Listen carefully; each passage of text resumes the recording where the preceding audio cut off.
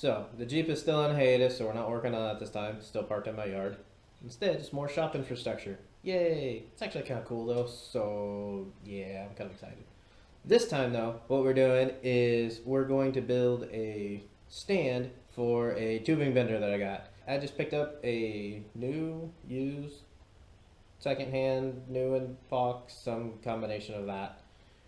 Tubing bender. It's the Pro Tools 105 HD bender with the pneumatic hydraulic ram setup. So we're building a stand for it. It needs to be movable. That way it's not sitting in the middle of the shop. Since it's pneumatic hydraulic, it doesn't need to be bolted down like so many of the manual benders do. But it still needs a stand. I want it to be on casters that are locking so it can stay put and then also move out of the way when I'm not using it. So there's a few different types that you can do. Obviously there are ones you can buy. You can make it out of old engine stands. The one I like is on screen now.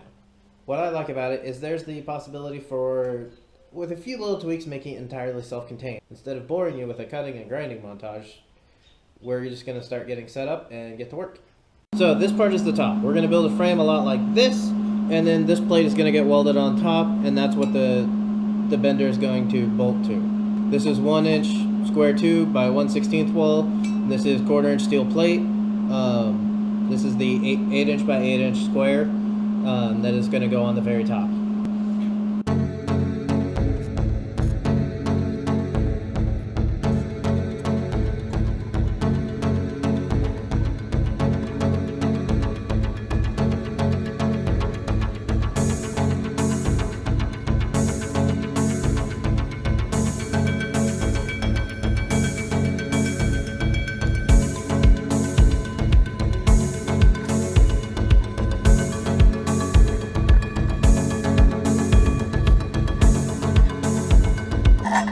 So if anyone's wondering about these little blue things, they are 3D printed ABS plastic. I printed a bunch of these just for my own personal use. They're great if you're tacking stuff together. If you're actually doing a bunch of welding, obviously they're plastic, they'll just melt. So this little crossbar, mentioned that we're doing an 8x8 plate. This is 8 inches wide. We're actually gonna make this a little bit shorter so we can get a nice solid weld on this back side. Does it need it? Seriously doubt it. Are we gonna do it anyways? Yes.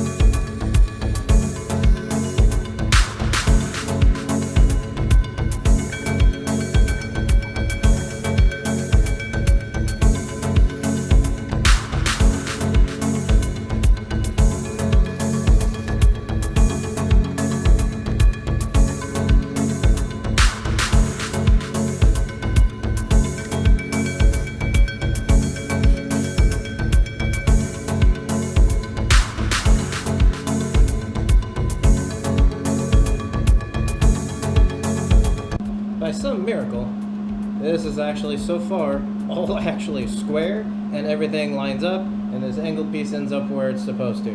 I'd like to say that's skill, but I don't think that's exactly true.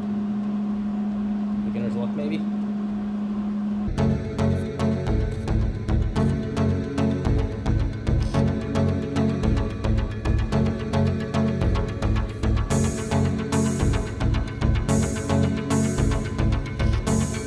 Front legs are going to be the last thing I do because once I get the bottom frame done, I can have solid references for measuring from off of the bottom frame. It takes all the guesswork out, so I'm not trying to measure off of legs that are just kind of floating out in the middle of nowhere, hoping that they are right. They should be extremely close, but by doing the bottom frame first, it takes all that guesswork out.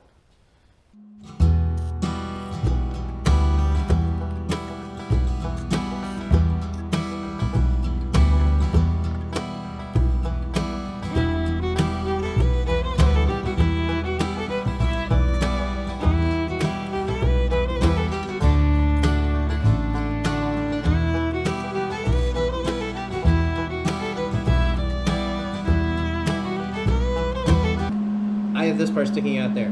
Some of you might be wondering why. Well, the reason is that since I have a pneumatic hydraulic bender, I don't have that giant hydraulic pump to act as a counterweight. All the weight from the bender and the hydraulic ram and the pipe is going to be hanging off the front. Well, even though I have all the structure back here, that's the only counterweight. There's going to be some storage and stuff like that there as well. By moving the feet out, that extends the casters away from the center of gravity, so that there can be more weight hanging off there and before I start running into any trouble. But that is one of the big differences between my design and what I am basing it off of.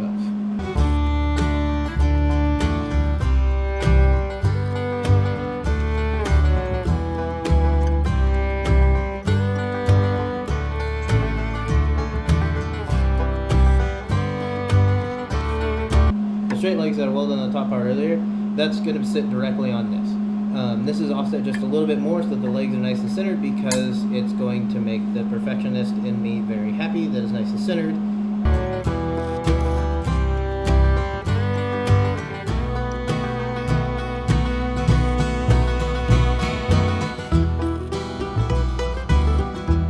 Well, some jackass in a dirty gray hoodie with a beard, not gonna name names at all, forgot to turn on the camera, and so didn't get any of the welding clips for the base, but the base is more or less done. Well, we're ready to weld the two pieces together. It's all laid out and marked out, so now it's just a matter of tacking it. The fit's far from perfect, but trying to get everything to line up when you're talking about vertical pieces, angled pieces, other pieces that are up here on top of something else that you already welded, to have it as close as it is, I'm actually really happy with.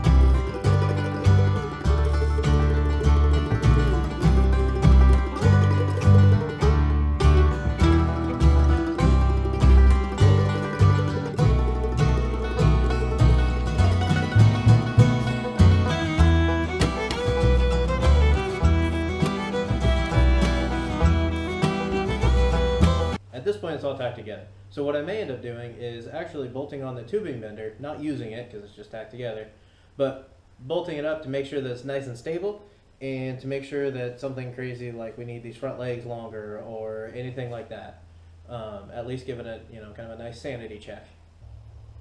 These are the places that we're going to attach the casters to. They're drilled tough for 1/4 20 bolts. Casters will bolt right to the bottom. All we have to do is weld them in place, and they should be good to go. Super simple. This is clamped to the table. We'll clamp these down, tack them in place, weld them, all that good stuff.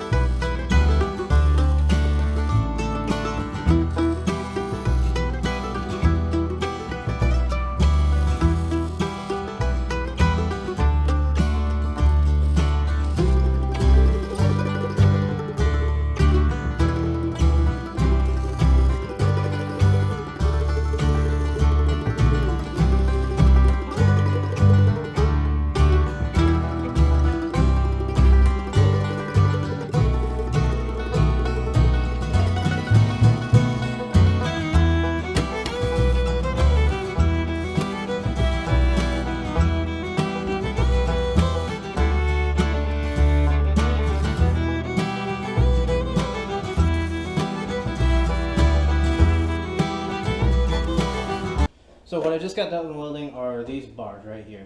They are 3/8 inch, just steel bar from big box store. The entire point of it is, so it's kind of twofold. I wanted to have a shelf here, but then the main thing was I need somewhere to put the dies. That's one thing that I'm going to do different than the Eastwood one that I'm kind of basing this off of. It had a bunch of bars coming off the back.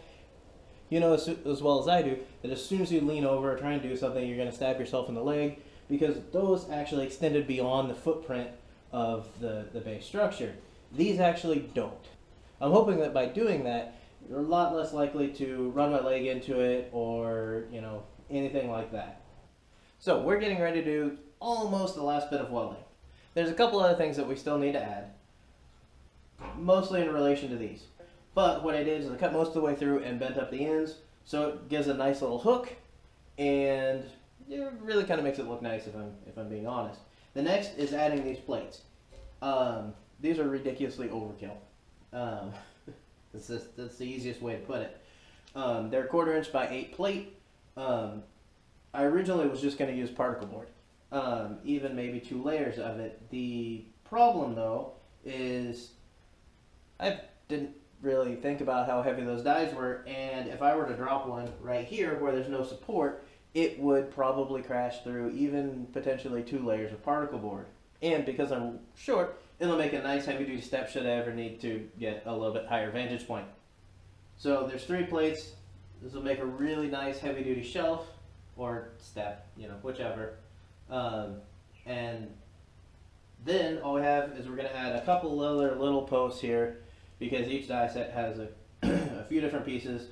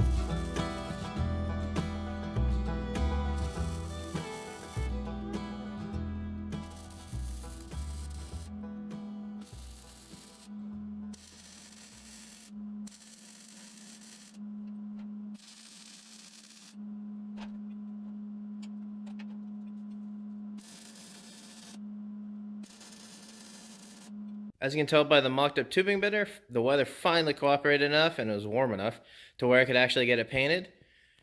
It's the same Rust-Oleum dark charcoal gray as the drill press stand. You can see the tubing bender and the degree wheel mounts right up here. It's not connected, no air going to it. It looks good, it's nice and stable, everything I could ask for. Should work phenomenal. As you can see here, I've got these nice 3/8 inch steel rods, now covered with 3/8 fuel line to keep them from scratching not only the paint, but also any of the dies. They're nice and strong, as you can tell by the fact that the dies and all the other associated parts are on them. There's enough for 4 sets on the hooks, and if there's one in the bender, that would be a storage enough for 5 sets. Because the top isn't going to hold anything crazy heavy and it's really well supported, it is made out of just a layer of 1/2 inch particle board. Now, with it being a bender, there's a chance that stuff, oil and everything could leak on it, so I wanted something that was easily removable for cleaning. So, all these do is they simply pop out. I've got a piece of particle board attached to the bottom that locks it in place. So between that and the cutouts for these bars, it can't go anywhere. On the back, something similar, except for they go the opposite way because it's locked in front to back. So we've got nice removable shelves that are plenty strong, easy to clean, and really simple and easy to make. So also, taking some inspiration from Throttle Stop Garage, I messed around some 3D printed dies and was able to press out a nice little symbol of my initials. that I think will look pretty good mounted on this somewhere. Haven't quite figured out where. So now not only can I say that I've built it, it'll be permanently attached so everyone will know that I was the one that built the stand. So that's kind of cool. Nice little touch. Alright, well, that's it for this episode. Hope you enjoyed this video, or at the very least you got inspired to start building your own shop equipment. If you do, make sure to tag me on Instagram so I can see them. You can find me at 86SVO. Until then, I'll see you next time.